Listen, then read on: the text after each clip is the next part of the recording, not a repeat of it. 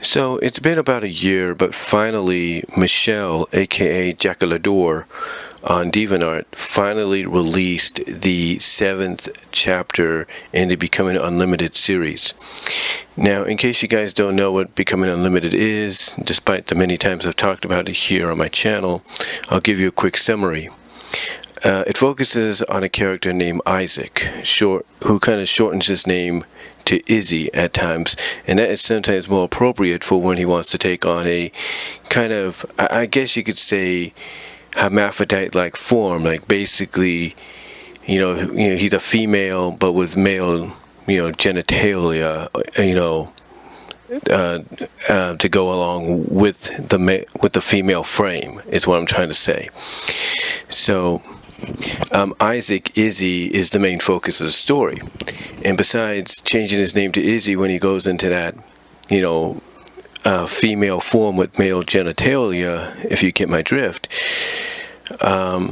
he also is able to shapeshift into other people and into anything he wants, even melt down into the ground and relax as a puddle of mud, if you will, basically a puddle of mud or gurgling, pile of mud and, things like that. Because the reason he's the main focus is he's gained Clayface-like abilities through a lab accident. And at first he thinks it's a dream, and then but then he finds out that it's not a dream, and he starts to have fun with these powers. He starts to embrace having these powers, these abilities. However, because of him carelessly, utilizing these powers to have fun and have, in a very mischievous, shenanigan like way, he ends up giving life to two different female personalities. The first one is Mokata, basically named after the Major from Ghost in the Shell, and then later on the other is Cindy. And because he gave life to these characters, if you will, they, basically start taking on a life literally of their own. They would start to gain their own independence, if you will. And to give you kind of an example of what I mean, as Mokata, he falls for this character called Tristan. And because this is the Mokata side of him that's falling for Tristan, that starts to kind of develop Mokata as her own individual personality, like her own being, independent of Isaac, if you will. And then later on in the chapter before this, he created another character called Cindy, who fell for this waitress called Riley. And because he fell for Riley as Cindy, just like a Mokata, he gave Cindy life. He basically gave her own independence. So, long story short, what happened at the end of the last chapter is that and this was kind of they kind of hinted at this, I think, in the 3rd chapter, as well as it got hinted at, in the 4th chapter, or at least touched upon in the 4th chapter. Well, actually, it was not hinted at. It was actually touched upon in both chapter 3 and chapter 4. But, he wanted to be everything that he could think of. He wanted to be Mokata. He wanted to be, female. He wanted to be male. He wanted to be this. He wanted to be that. He became undecisive. So what happened at the end of the recent chapter before this one is the two characters that he had basically unexpectedly given independent life to, in Mokata and Cindy, separated themselves from him. Literally. They literally separated themselves from him to the point that they popped, if you will, Izzy, Isaac, out of existence. That's what they did. And the story ends basically almost on a cliffhanger to where you think, Isaac Izzy is no more. He's no more. He's gone. He doesn't exist anymore, right? He's been wiped out because he, unconsciously and foolishly did not utilize the powers that he was given properly, and thus he gave, like I said, life and independence to these two new personas that he would take on, who developed a life of their own.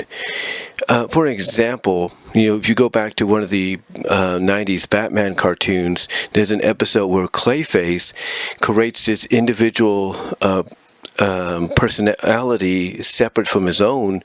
It's a little girl, has her go off and explore what's out there. This female entity of his that he creates gets befriended by Robin, and she starts taking on a life of her own independence, until she realizes that she is a part of Clayface, but now she has become more than that, even to the point that she sacrifices herself to save Robin, thus allowing herself to be reabsorbed into Clayface. And it's kind of along that lines here. It's kind of along that lines to where, Isaac Izzy basically created these separate personas and took on these personas, at separate times with two different love interests, that he basically unconsciously, without considering the consequences, gave them life, gave life to them, on their own. Basically gave them their own life, their own independence. And at the end of, like I said, the more recent chapter before this one, you're left on a cliffhanger of whether or not, by them separating themselves and trying to be their own independent selves, their own lives, of whether or not he was, wiped from existence, he was wiped out. Well, basically, we find out that that's not the case when it comes to this most recent chapter. We find out that's not totally the case when it comes to this most recent chapter, because we find out that he somehow survived. He somehow survived. He's living in his apartment and everything. But what's crazy is he's able to see and feel what both Cindy and Mokata are doing. He can see and feel what they are doing, what activities they've been up to, as well as he discovers that whenever he does something to make himself feel good, if you know what I mean, that they themselves feel it as well. So he realizes that even though he's survived this ordeal, that not only can he see and feel what they're doing, they can feel what he's doing, thus showing that there's still a connection between the three. But because Mokata and Cindy, the personas that were created from him, are trying to live on their own, he realizes that, it's not going to be easy to try to maybe convince them to rejoin him, to kind of, help him out, or to kind of not help him out, but realize, the mistake that they are doing. And what really kind of gives you an idea that, he might succeed halfway or partially, like he might succeed halfway, is not only does he realize, the mistake he made by not properly utilizing his powers for whatever he could utilize them for, instead of just this endless shenanigans and pleasure and all that. But, he also starts seeing that between the two, Cindy is the more free-flowing individual. Like, she's more of the reckless, adventurous kind that, at first you think she would be committed to the Riley character, but then we find out that she, because she has these abilities, she basically has the same abilities now as Izzy, she can, go out and have anybody she wants. And we find out that does end up coming back to bite her when Riley sees that, she's been cheating on her, kind of, if you will. But like I said, between the two, from Izzy's point of view, Cindy's the more adventurous one, because she even goes to the point of allowing herself to merge, with separate, adult toys for adults to have fun with, so she can add to the fun, if you know what I mean. Anyway, Izzy sees this. He realizes he still has a connection with them because he feels what they feel, and somehow they can feel what he feels. He can see what they're doing. So he finally decides that, what, Mokata was right. He wasn't brave enough. He was acting like a coward, and that, he needs to, start standing up for himself, and he needs to take that cowardness, put it away, and basically be brave about the situation, have the courage to stand up and say what's on their minds, or stand up to those that he feels, is taking advantage of them. Because, even though he admits he enjoyed seeing Mokata, what? Sorry for the interruption, but like I said, what I was getting at, basically, just like with that Batman episode I talked about, by creating these two different personalities, female personalities, and falling in love with two different individuals, the way he did, as them, he allowed them to have life of their own. He basically gave life to them.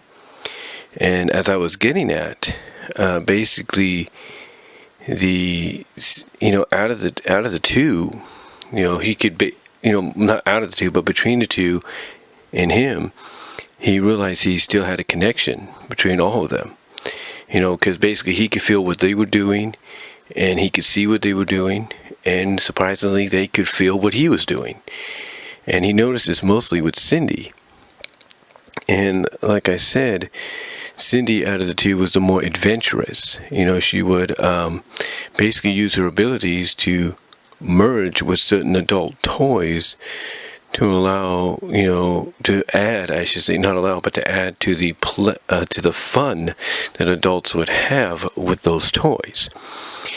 While Mokata was more fine with staying in her default form, if you catch my drift. Basically stay as herself. Anyway, getting back on track here, Izzy finally acknowledges, to himself, and then later on, to one of the girls he meets up with, that Mokata was right about him. He was a coward. He wasn't brave enough to stand up, to not only his boss, which he did get a kick out of, he did get a kick out of, and that's what I was getting at here, of Mokata doing. It's basically standing up to him and telling him off, and, in disguise, as she was disguised as Isaac, telling him off and giving him the resignation and everything, and, doing basically what Isaac wouldn't do. And, anyway, to get to the point here about this newest chapter that came out, Izzy realizes the connection and all that, and pretty much figures that the one that he could probably have the best chance at communicating with to kind of do a true reconnection would be Cindy. And he pretty much knows this because Cindy's, like I said, the more adventurous. So what happens is, because he notices, as I mentioned earlier, she wasn't just, with Riley and all that, but because she could shapeshift into different people, she's been able to be with a lot of people until finally that caught up with her, and she was caught by Riley. So what happens is, he basically meets up with her. He knows exactly where she's going to be because he could see where she's at and everything. He can see what she sees, feels what she feels, and he knows where to meet her. So they meet up, they reconnect, and she has a better she has a better understanding and better acceptance of remerging with Isaac, as a whole, or at least mostly whole. But she does let Isaac know that, Mokata, the first female persona he came up with, that, also gained independent life, won't be so easy. Like, she's not going to, be so easy to convince.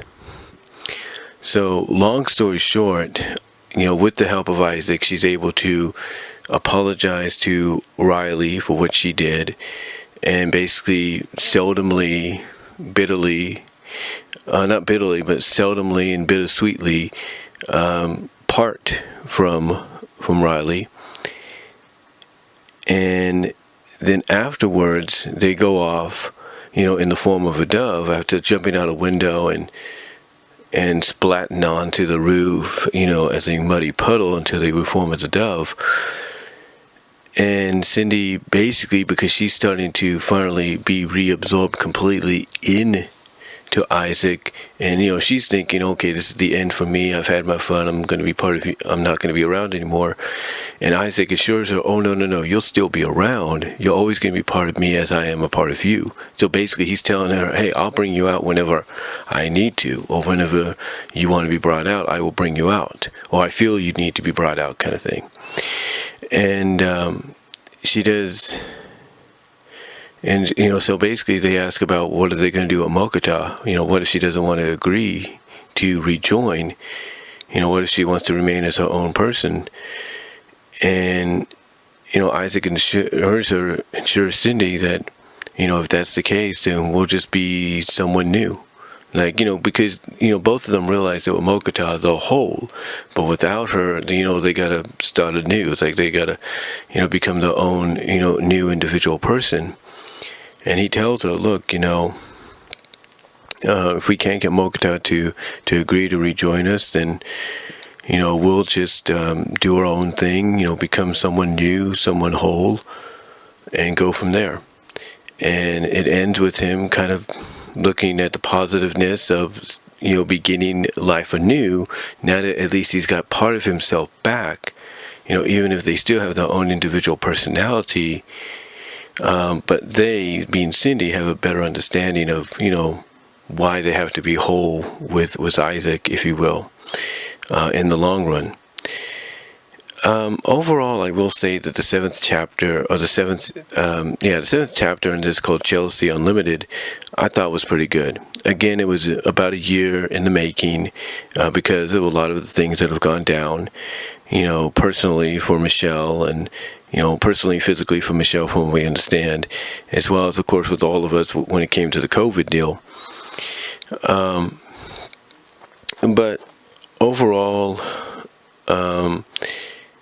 it was a good story. It was an interesting turn of events. I even commented to Michelle in the comment section that it was an interesting turn of events to see this. I mean, I think any of us that follows Jaquelidor, Michelle's work on DeviantArt, pretty much felt that this was going to happen. We just didn't know when.